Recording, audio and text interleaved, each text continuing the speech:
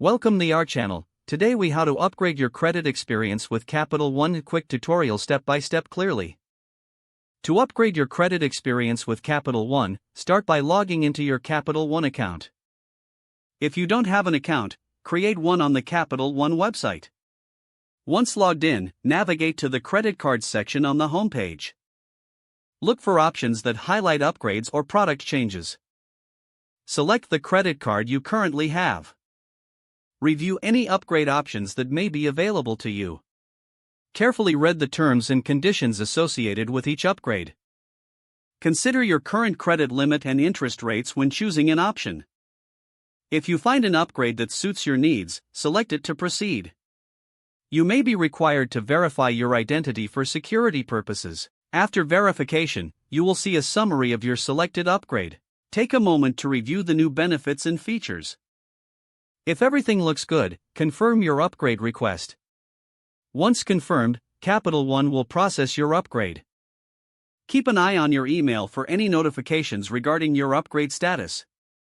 You should receive confirmation once your upgrade is complete.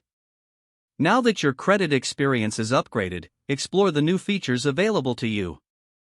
If the page does not load, refresh the browser or try again in a private or incognito window. Make sure you are using the correct email address, then retype it carefully to avoid small typos. If your password is not accepted, use the reset option and create a new strong password you can remember. Check your spam folder for verification or security emails, then complete any requested confirmation steps. Enable two-factor authentication if available to improve account security and reduce unauthorized access risk. After signing in, review your profile details so your contact information and settings are accurate and current. If you see an error message, note it down and try again after restarting your device and internet connection. Log out when you finish, especially on shared devices, to keep your account and payment information secure. If the page does not load, refresh the browser or try again in a private or incognito window.